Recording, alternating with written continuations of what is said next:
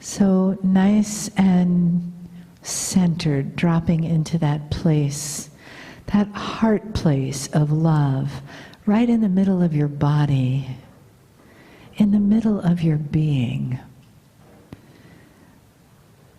Take a breath into your heart and let it feel soft and expanded. Just let the edges of it feel open and awake and aware, and feeling that place of yes in your heart, that you say yes to the potential of healing, yes to the unlimited potential of love that's possible in all of our lives. And take another breath in, saying yes again to the love that is in the room, to the love of family, the known and the unknown, to the love of the entourage, the unseen, the love that is felt on this Valentine's Day. Celebrate yourself as your beloved. And give yourself your heart and the love in your heart as the perfect gift for you to receive in healing. And there's no more separation from that love, from that heart. There is you in the now, in the one love of the divine that dwells in you as you. And through that beautiful heart, in this moment, the love energy and the energy of love comes from Kryon in a message of honoring and love. Greetings, dear ones. I'm Kryon of Magnetic Service.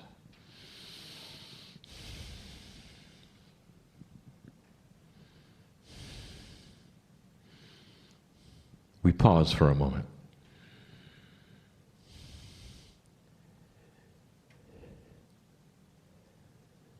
My partner steps aside, but he is still here. And this is a very difficult concept for anyone. When he speaks of it, it's difficult.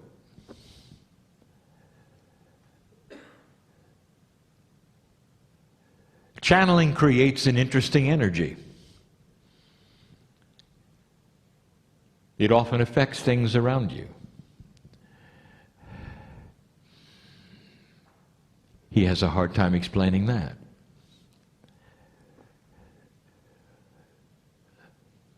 I want to talk about this. I want to talk about linear things.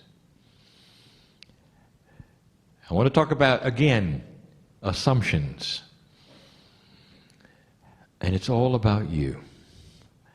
Now, this is the end of a workshop, and I know that. I know who is in here, in the building. I know the energies that we are creating together right now. Some of them are strong enough to make batteries fail and alarms to go off. This is what happens with multidimensional things that are outside of linearity. There are energies that you develop that are unexplainable. Now, this goes two ways. It really does. And I really want to speak to you clearly about some things that are assumed to be linear, and they're not. There is teaching that has been given this weekend about so many pieces and parts of the new energy, both of the physical body, of the mind, the consciousness, the planet. And it can be overwhelming, especially for the light worker who is trying to linearize it all. One of the most difficult things for you to conceive of is that relationship that has been talked about all weekend. You have so many names for it. There's the higher self, there's the pineal, there's the innate, there's high consciousness, there's love. And the overwhelming thing about all of these is, as you listen to them, as you have teaching about them, you start to put them in boxes. Let me give you an example. Innate, the smart body for you, is connected to the pineal, and the pineal is connected to the higher self. It involves your intuition, and we have said through affirmations in this new energy are probably one of the strongest things that you can use for self-healing. For situational things, all manner of things, but then you've confused it with God. I want you to get out of the boxes for a moment and listen.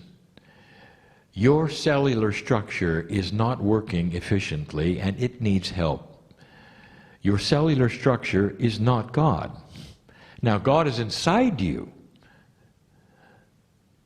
but the cellular structure is something that is now increasing in efficiency, in communication. Your innate is starting to marry more with your consciousness. I want you to put that aside for a moment. That is one issue. But the love of God, your purpose, your consciousness, your relationship with Spirit, that's a whole nother issue. Don't put them together. There are so many things that you want to put in a little box and then combine it with another little box in order to put another box on top of that box and say what comes first, what comes second, what comes third. If you do this, what happens over here? And that leads to something. It leads to a life where you are constantly asking the question, am I doing it right? Is it in the right order? Why isn't this happening now? I've done this, but this happened. Those are great questions for a linear creature, but not one who is an old soul on the planet, who is part of everything. Yes, dear ones, there are processes and procedures that you are learning to work with your innate. And that's what this was about today. You've taken pictures of them, you've written them down, and you walk out with some information that is so valuable about you and your cellular structure and your biology at this time in humanity. But dear ones, don't confuse it with the love of God. Listen to me. There are many here right now asking the question about what's next, why is this happening? And you're looking to the innate for the answer. Innate talks to your cellular structure. If you've got a health problem, you'll be talking to innate. But you're also going to talk to the consciousness that's connected to Spirit. Between the two of you, the innate, the consciousness, and that part of you which is the love of God, all of you together are going to create solutions. Not just one. But there's one big one, an assumption I want to talk about right now. It's difficult to even describe where I'm going with this. So many in the room, so many listening, are trying to find out how to get past something.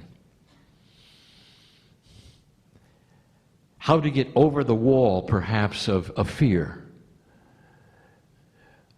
Or how to broach something that hasn't happened, and you know it's there, you can feel it's there. And you know how to do it.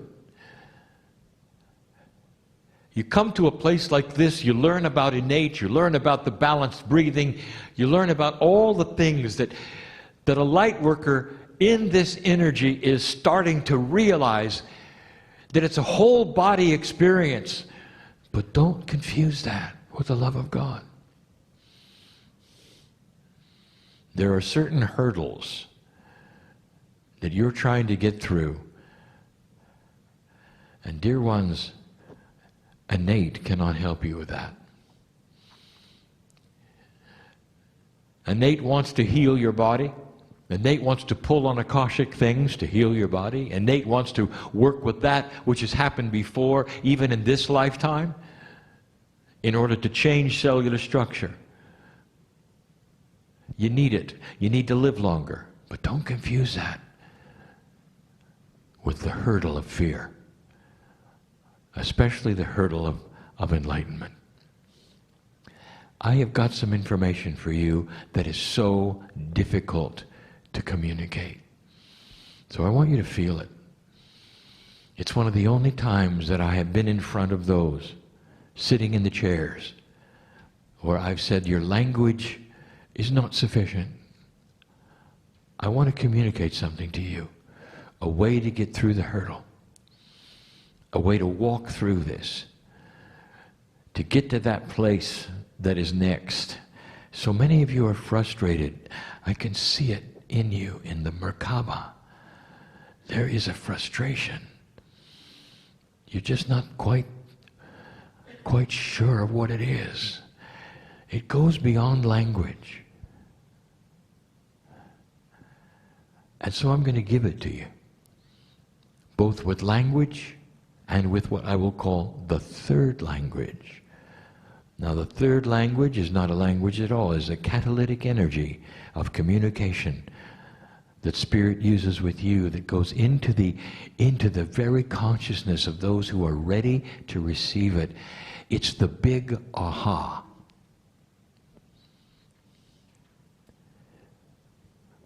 A scientist sits with a puzzle. He knows that it's doable. He's got something to figure out. He's looking for something that's impossible. He's looking for a discovery. He knows it's coming. And he looks at it and he works the puzzle. He tries this and that and this and that. He calls in his colleagues. They work on it together. This and that and this and that. Nowhere is there a solution. Every single time he tries something, it fails. It's interesting, and if you talk to scientists, they will tell you that this is the way of it. They can feel it, that a solution in physics or science or biology is right there in front of them, and no matter what they do, it doesn't show itself. And they look at the logic of it, and they build the little boxes, and they work all of the puzzles. They do the computations. They work the puzzle. Nothing. Nothing. And they retire for the night. The scientist he's tired of computing, turns on the television and watches a movie. Disengages his mind completely with the puzzle, ready to attack it tomorrow. Watching a movie about nothing when suddenly the solution comes. Something is so obvious, of course. Slaps his head, gets out of bed, goes to write it down, does the computations, voila, the solution. What just happened? What happened was the scientist disengaged logic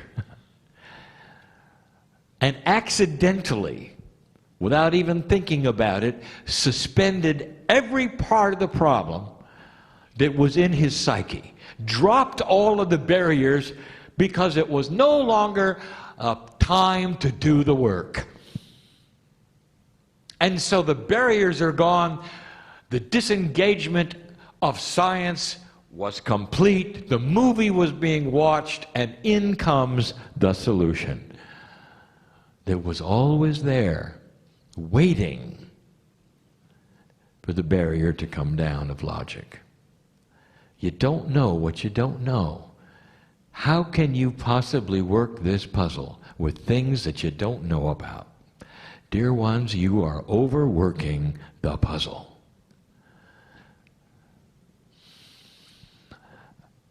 I want you to just suspend your logic for a moment and follow me.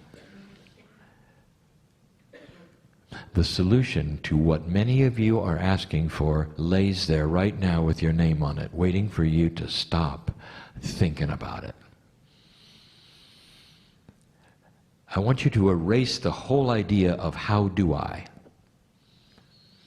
Because the very English synapse is wrong. How do I is not going to work with a multidimensional human being who is an old soul who is learning things they don't know yet. You're learning things you don't know yet. So how can you possibly apply your three-dimensional logic to a puzzle that is beyond the logic? It's only when you suspend it and you give up and you say to Spirit, and Nate is over here, I'm working the puzzle, but what about the really big one? What about the fear of moving forward, of going to the next place, of overcoming this or this or this or this, and there's many thises as there are people. It's the spiritual that we're talking about now. It's the relationship and the communication we're talking about to God right now. It's about your life and your lessons and what you're here for.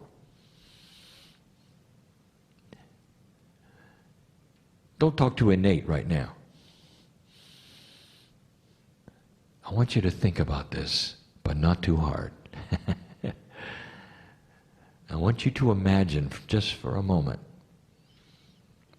that the barrier that you know is there, keeping you from things, is slowly dissolving through no effort of yours at all, other than the intent to go beyond it. That there is some kind of a mechanism that you don't understand, that you don't know about, that is so powerful, that remembers and recognizes when you suspend belief, drop your logic, and simply allow it to happen. Like the scientist who he had it figured out. There was a solution, but no amount of working the puzzle worked. I want you to combine this intent you have with the idea and the belief that there is a greater power of creation who knows your name, knows who you are, and is ready to help you right now. That greater power, and that is the creative source, has been with you all along. But the barrier that has kept you disconnected from it is the very thing you thought would solve it. Your logic, your survival, your smarts as a human being. Can you let it go? Can you just let it go? If you can see that barrier dissolving just for a moment, for no other reason than the fact that you're sitting here and allowing it, I want you to also vision the second thing. And that is the connection of your hand to Spirit coming out of that dissolving barrier and taking the hand of God. And you don't know why, and you can't figure it out. You don't know what's happened, and no idea. But suddenly, it's okay. Fear is a product of intellectualism. Did you hear that? It comes from the brain. The computer that says don't touch the stove because you get burned. That's where it comes from. It doesn't come from God. It doesn't come from that which is your intuition. Right out of your brain. And it requires that the human being be able to disengage the very thing that has been their survival forever. You don't have to disengage and walk around without it just for the moment. You got to learn to balance the survival instrument with the heart, with the pineal, letting the trilogy work within you. There are people in this room who have been waiting to hear this who will heal because of it. Did you hear me? Aren't you tired of trying? Could it be this simple? And the answer is it's not simple to drop survival. But it's an elegant solution. When you figure it out and you slap your head and go, wow, all I had to do was let go. I'm talking to those right now who are here sitting in the seats, and there's thousands more who are listening and will listen to the message of who's sitting in the seats. This isn't for the masses. This is for you. I know who you are. Spirit knows who you are. There's a celebration, the fact that you came here to listen to this message, and some will get it and some won't. What you came for today can happen right now if you let go. Some of you will walk out of here saying, well, that was a nice message, but I'm not sure I can let go, and not aware that you did. Because it starts to change right away. And you'll feel it tonight before you go to sleep. I dare you. Put your hand on your heart tonight before you go to sleep and say, thank you, Spirit. I got what I came for. And if somebody overhears that and say, well, how did that work? You can say, I have no idea. But it works. Don't try to figure out how things happen, or they won't happen. Not in this energy. Not where this is going. You're going to have to cross that missing bridge, and if you don't know what I'm talking about, it was a channel given in 1994, 95, again in 96. Some of the first things I told you was to trust the unknown and know that you're in the hands of God. And now it comes full circle. That's the message. There's so many of you needed to hear that right now, tonight. You don't have to be stuck where you think you're stuck. Not when you let it dissolve like this. Not when you trust the unseen and never ask, how do I do this? You can raise your hand and say, thank you, Spirit, for doing what I need in my life now. I don't know why I ever doubted it. And you walk away, and some of you will say, it's an incompleteness if I don't know how it was accomplished. The more you do this, the less incomplete you will feel. And there'll come a time when you will count on the unseen that makes no sense at all, where you'll be able to drop your survival instrument and ignore your brain who tells you that this is foolishness, and realize that the brain is in 3D, but you are not. A new integration is upon you. The unseen things come into your life and begin working. And you haven't got a clue why, except that you know you're connected. That's all you have to know. And somebody asks, how did you do this? And you can say, I'm connected. That's how I did it. And you know what the others will say? They won't say, well, I'm not going to do it because I don't understand it. They're going to look at you and say, you did it. And they're going to say, show me how to get connected. And that's what the old soul is here to do. It's a cryptic message, isn't it? And some of you got it through the third language and feel it and know it and are accepting it and are having a change right now. And some of you are going to get it later. I guarantee it. Because we got some stubborn ones here. Not for long. You may have to listen again. And the same language of the three will be available for you then. This is the beauty of working with those who are old souls. There is an accumulation of wisdom, stubborn as it may be, that starts to then make sense with time. I am Kryon giving you the truth this day about an evolving human spirit who is starting to become more multidimensional than ever. It is the beginning. Color is coming to this planet, and the old souls have the crayons. That's no relation to Kryon. But it sounds a lot like it, doesn't it? And so it is.